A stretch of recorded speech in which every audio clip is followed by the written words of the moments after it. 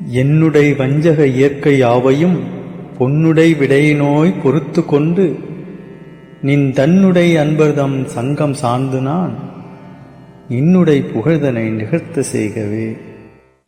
வணக்கம். அருட்பெரும் ஜோதி அருட்பெரும் ஜோதி தனிப்பெரும் கருணை அருட்பெரும் ஜோதி. எல்லா உயிர்களும் இன்புற்று வாழ்க, கொல்லா விரதம் குவலயமெல்லாம் ஓங்குக, நல்லோர் நினைத்த நலம் பெறுக, நன்று நினைத்து எல்லோரும் வாழ்க இசைந்து.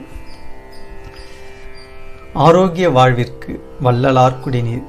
100 வயதிலும் நோயின்றி நடமாடிய நம் முன்னோர்களின் எளிய சூட்சுமம். உணவில் சுக்கு இருந்தால் உடலில் சுகம் இருக்கும் என்பார்கள். வள்ளல் பெருமான் தாகத்திற்கு இந்த சுக்கு குடிநீரையே பயன்படுத்தச் சொல்கிறார். சுக்கை அப்படியே கஷாயம் வைக்கக்கூடாது, அதனை சுத்தி செய்தே பயன்படுத்த வேண்டும். உணவுப் பொருட்கள் அனைத்தையுமே முறைப்படி சுத்தி செய்து பயன்படுத்தும் போது அது உடல் ஆரோக்கியத்தை வளர்க்கின்றது. மிளகாய், உப்பு, புளி ஆகியவற்றை சுட்டு பயன்படுத்த வேண்டும். இஞ்சியை தோலை சீவிவிட்டு பயன்படுத்த வேண்டும். இதுபோல் ஒவ்வொரு பொருளிலும் உள்ள விஷத்தன்மையை போக்கியே அதனை பயன்படுத்த வேண்டும்.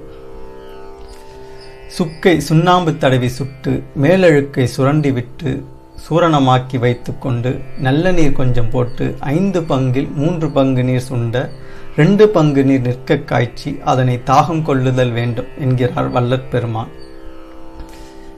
சுக்கை சுண்ணாம்பு தடவி காய வைக்க வேண்டும். இதனை சுண்ணாம்பு கவசம் என்பார்கள்.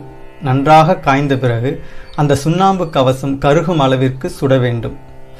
பிறகு அந்த சுண்ணாம்பை நன்கு சுரண்டி எடுத்துவிட்டு அதனை பொடியாக்கி வைத்துக் கொள்ள வேண்டும். பிறகு நல்ல நீரில் இந்த சூரணத்தை போட்டு 5 பங்கு நீரில் 3 பங்கு நீர் சுண்ட காய்ச்ச வேண்டும். மீதமுள்ள 2 பங்கு நீரை குடிக்க பயன்படுத்த வேண்டும்.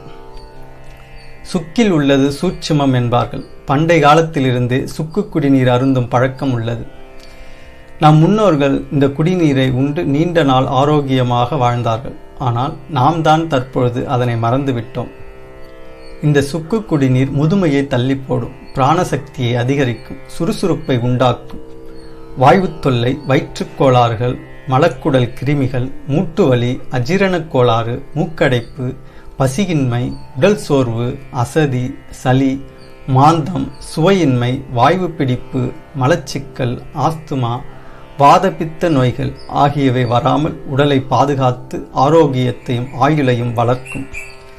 எனவேதான் வள்ளல் பெருமான் இதனை தினந்தோறும் குடிநீராக பயன்படுத்த வேண்டும் என்கிறார்.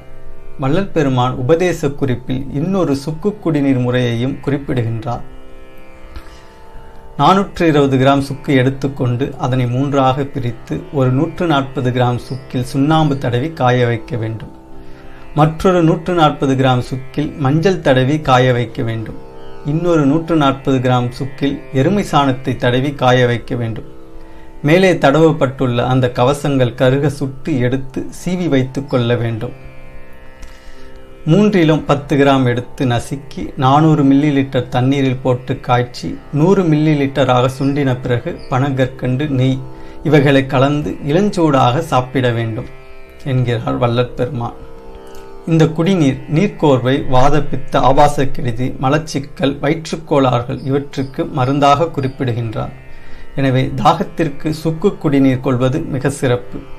சுக்கு குடிநீர் கிடைக்காவிட்டாலும் இளம் வெந்நீரையே குடிக்க வேண்டும். குளிர்ந்த நீர் குடிக்கக்கூடாது என்கிறார் வள்ளற் பெருமான்.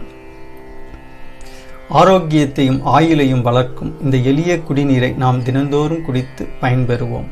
நன்றி. பொய்யாத மொழியும் மயல் செய்யாத செயலும் வீண் போகாத நாளும் விடயம் புரியாத மனமும் உட்பிரியாத சாந்தமும் குந்தி தளராத நிலையும் எய்யாத வாழ்வும் வேறெண்ணாத நிறைவும் நினை என்றும் மறவாத நெறியும்